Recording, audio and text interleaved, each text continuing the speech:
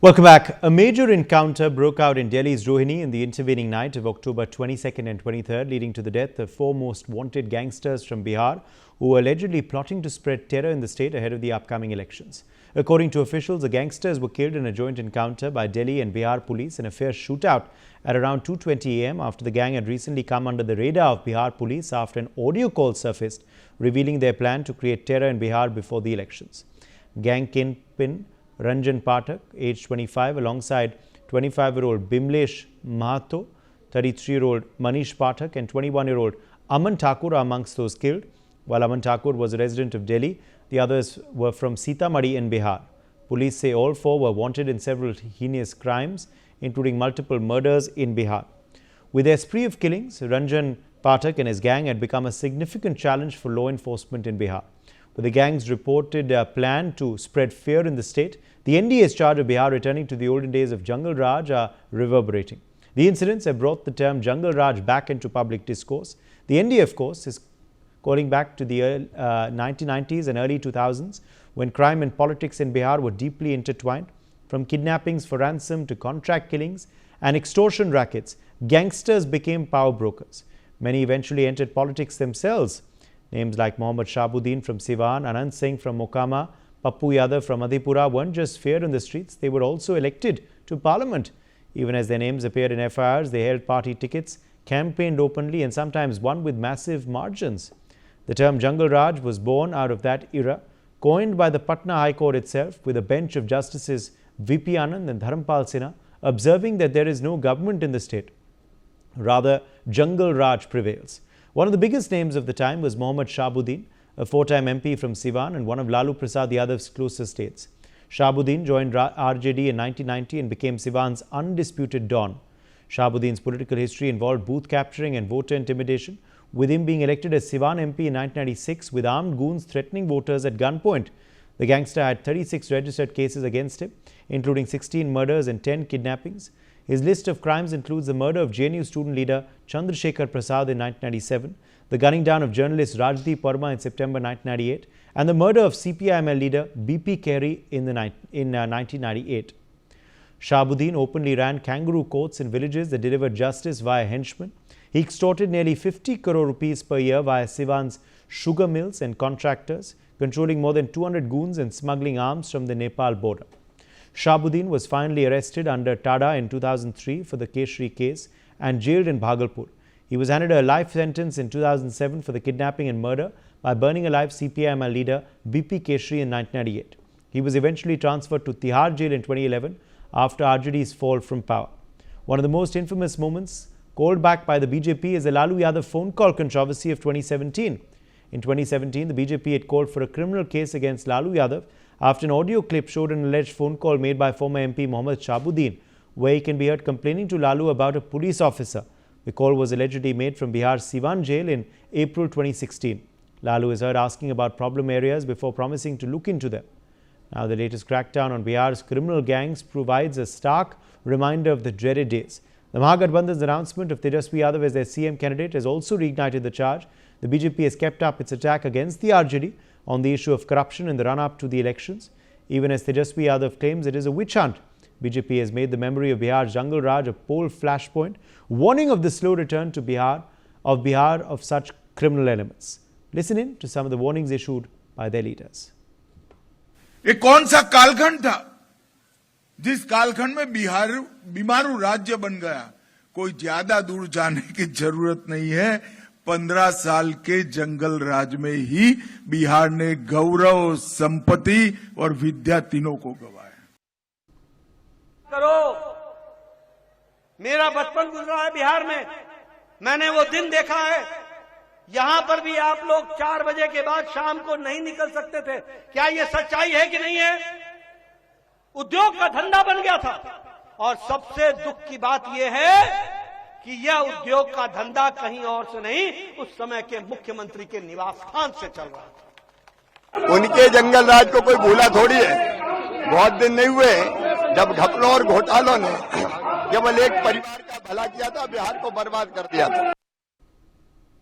Madhav Nalapath, editorial director of the Sunday Guardian, is live with us on the broadcast. Madhav Nalapath, how do you react to news of this encounter amidst reports that the accused killed in the encounter were threatening to spread fear and terror during the upcoming Bihar elections.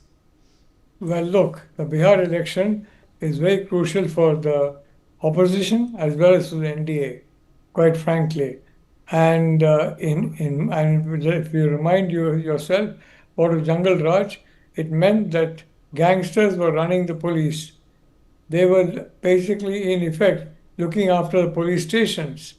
You know, the head constable, all these, the inspector, all these people basically reported to gangsters. And if not, they were very quickly transferred. Honest officers in Bihar had a miserable time.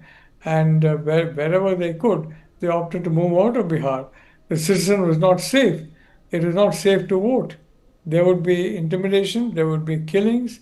And let us say, for example, you have a solid block of BJP votes coming from a particular booth. Well, then, after the election, the people of that particular who were, voters in that booth would be terrorized. So I'd like to say that the reality of Jungle Raj was real and was a horrible episode in the history of Bihar, once at one time a prosperous state, and frankly, with a history from time immemorial. But I'd also like to point out, we have an extremely capable Prime Minister in Sri Narendra Modi, a very able Home Minister in Sri Amit Shah. I think they need to do a lot to ensure that the JDU and the BJP together provide a corruption-free government. That's what the people of Bihar expect. The problem they are facing is that many people were too young to really experience the full effect of Jungle Raj. And remember, the voting age is 18, and that's a very young age, relatively. So many of them were too young to experience that. They've only seen the current government, and in the current government, it is true that at the central level, the ministers are honest. We have got a very able Prime Minister, but at the state level, I'm not talking of ministers, I'm talking of lower levels, there is still corruption going on. So I think it's important for the Prime Minister, the Home Minister, to ensure that these corrupt elements are dealt with ruthlessly, and frankly, that's what the people of Bihar expect. And and in case this, Tejasvi Yadav is an attractive person, he's an attractive candidate, but the reality is the shadow of his father hangs over his head, and his father's rule was absolutely unspeakable in terms of the sheer terror which he inflicted on honest citizens. And frankly, there was a clear discrimination between one caste and the other, and people of a few castes, favored people from a few castes were favored over people from other castes, although, of course, anything could be had for a price. So the reality situation is the tale of Bihar was terrible, and I hope that history will not be repeated. Yes. But I think as and when the NDA comes to power, it needs to ensure that the spotlight is on corruption and the spotlight is on able governance. Professor Narapat, how important is this issue of law and order? This plank of law and order in the minds of for the voters, and this Jungle Raj flashback that the BJP is putting up, what kind of ice do you believe it will cut with the voters? Well, they're absolutely right. It was Jungle Raj. It was ruled by the lawless. The rule of law was replaced by rule of the lawless. There's no question about it. Those were horrible times, and I visited Bihar a few times during that very dark period. And I can tell you that I ventured to go out in the night, but I had to be given an escort. Otherwise, it's not safe.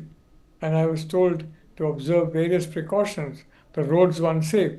Fortunately, the roads are safe now, and women are safe now, which is a great blessing. But there's definitely a big difference between the NDA government and the previous RJD government, and the shadow of Lalu Yadav hangs heavy on this election on the opposition.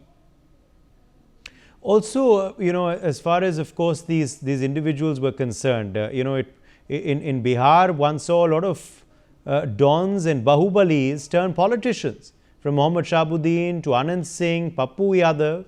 The list is pretty numerous, Professor Nalapath. Look, there's no question about that. And you named some of the individuals who are known depredators of women, known depredators of the innocent, and frankly, who have looted to the extent of hundreds of crores, which of course they shared with the politicians who were their patrons. And that's a shameful thing.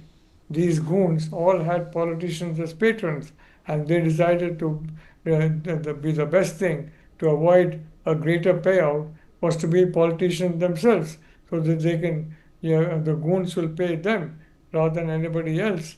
And sadly, by sheer intimidation and booth capturing, by sheer intimidation of the voter, they used to win elections to the assembly and to parliament.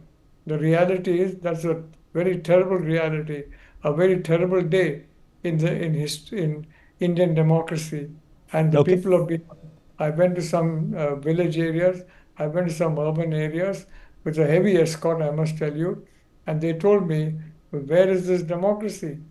Where the democracy is the barrel of a gun or the edge of a knife. A terrible time to be in Bihar. Right. Let me assure.